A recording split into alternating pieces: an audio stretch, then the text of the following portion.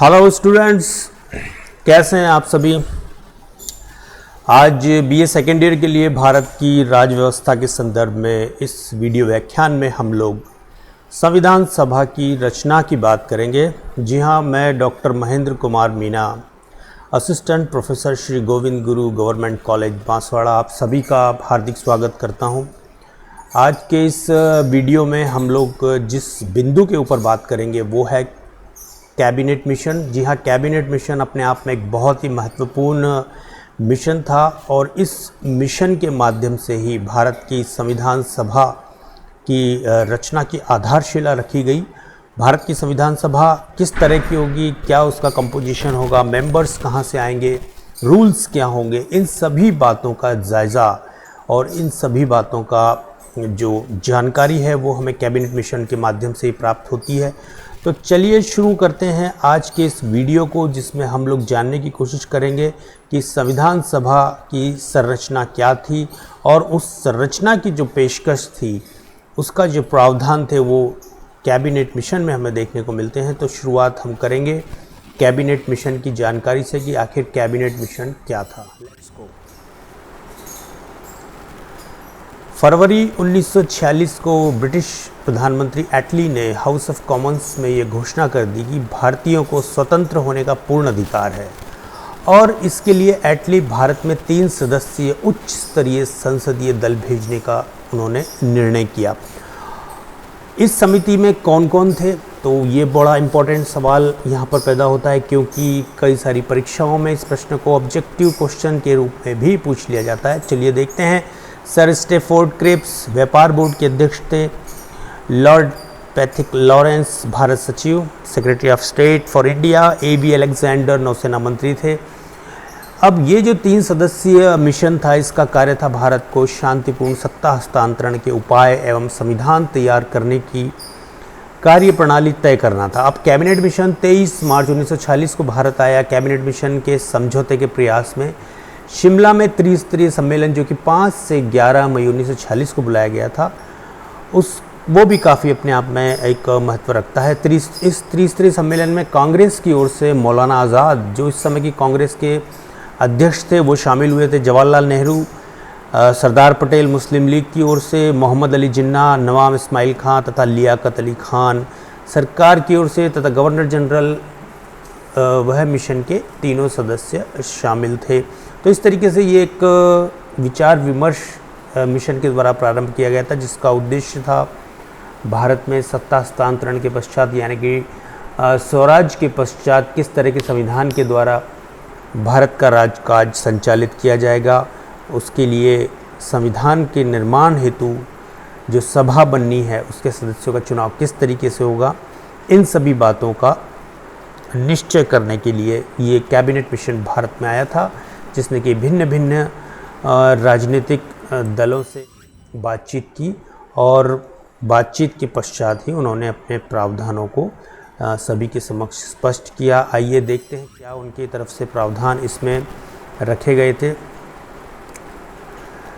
अब देखिए, हमने चर्चा की कि ख़ास तौर से कांग्रेस और मुस्लिम लीग के से चर्चा के बाद भी कैबिनेट मिशन जो है वो कोई ख़ास समाधान तक नहीं पहुंच पाया था, क्योंकि मुस्लिम लीग जो था वो किसी भी दशा में पाकिस्तान की मांग छोड़ने के लिए तैयार नहीं थी। वो अडिग थी कि कैबिनेट मिशन में पृथक एक राज्य यानी कि पाकिस्तान की बात होनी चाहिए, जिसके ऊपर काफ़ी विवाद था और इस कारण एक समझौते पर पहुंचना कैबिनेट मिशन के लिए मुश्किल हो गया था।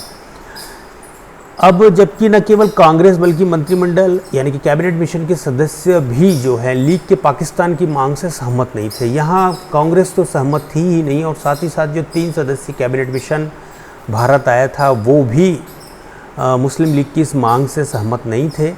और कैबिनेट मिशन ने 16 मई 1946 को अपने प्रस्ताव की घोषणा की, और यह घोषणाएं मुख्यतः 4 भागों में विभाजित करके समझी जा सकती हैं। देखते हैं इन घोषणाओं को कि क्या वो घोषणाएं थी जिनको कि विभाजित करके यहाँ पर हम देख सकते हैं। चलिए एक एक करके हम इसका जायज़ा लेने की कोशिश करेंगे कि क्या वो योजनाएं थी। सबसे पहले बात करेंगे ब्रिटिश प्रांत। पहली जो स्कीम थी वो थी ब्रिटिश प्रांतों और देशी राज्यों को मिलाकर एक भारतीय संघ का निर्माण किया जाएगा। यह भारतीय संघ के अधीन, अब देखिए भारतीय संघ के अधीन क्या क्या चीज़ें होंगी। भारतीय संघ के अधीन परराष्ट्र नीति यानी कि फॉरेन पॉलिसी होगी, विदेश नीति होगी, प्रतिरक्षा यानी कि डिफेंस भी जो है संघ के पास होगा, संचार व्यवस्था और आवश्यक कोष यानी कि करेंसी, ये भी संघ के क्षेत्राधिकार में होंगी। ये बात यहाँ पर कैबिनेट मिशन के पहले प्रावधान के रूप में देखने को मिलती है। दूसरे भाग की बात करेंगे, दूसरे प्रावधान की बात करेंगे कि संघ की कार्यपालिका और विधान मंडल होगा जिसमें ब्रिटिश प्रांतों और देशी राज्यों के प्रतिनिधि शामिल होंगे और इसके अलावा सभी विषय सरकार के अधीन रखे जाएंगे। एक संघ की जो प्रावधान की बात यहाँ पर थी तो वो संघ की एक कार्यपालिका भी होगी और उसका साथ ही साथ एक विधान मंडल भी होगा। अब इस संघ में ब्रिटिश प्रांतों और देशी रियासतों के प्रतिनिधि शामिल होंगे, इस बारे में भी यहाँ पर प्रावधान कैबिनेट मिशन के द्वारा रखा गया था।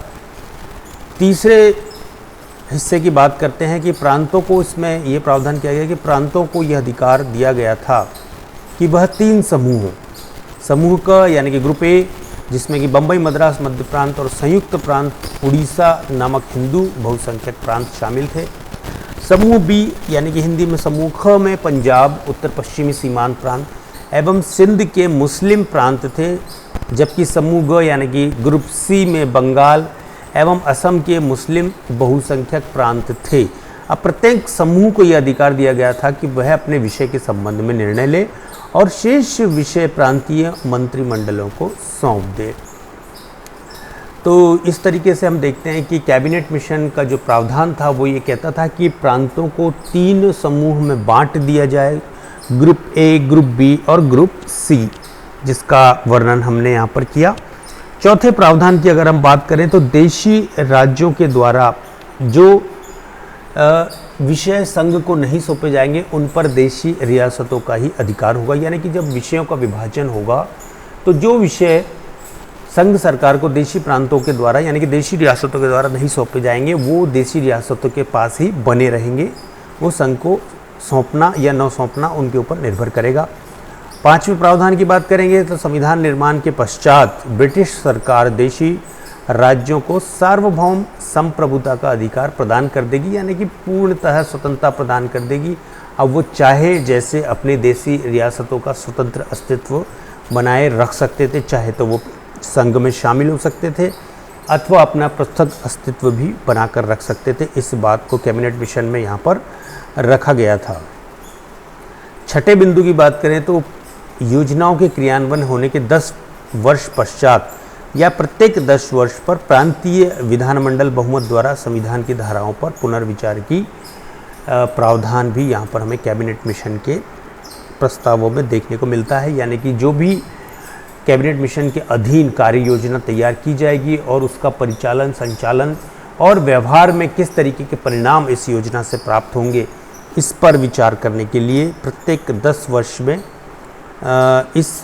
इन संविधान के जो प्रावधान हैं उनकी धाराओं पर पुनर्विचार किया जा सकता है। यह प्रावधान भी हमें कैबिनेट मिशन में देखने को मिलता है।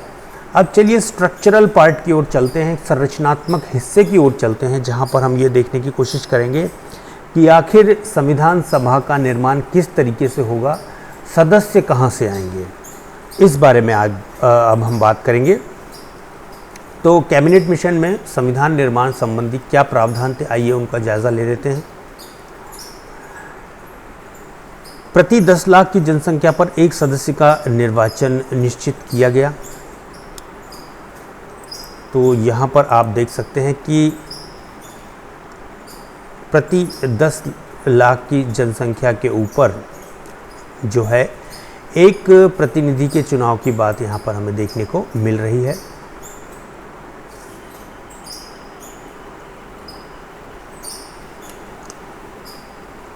अब प्रांतों को संविधान सभा में जनसंख्या के आधार पर ही स्थान देने की बात भी यहाँ पर की गई, यानी कि जिस प्रांत की जितनी जनसंख्या होगी उसमें 10 लाख के हिसाब से उस पर एक सदस्य का निर्वाचन यानी कि एक सदस्य का स्थान निर्धारित किया गया।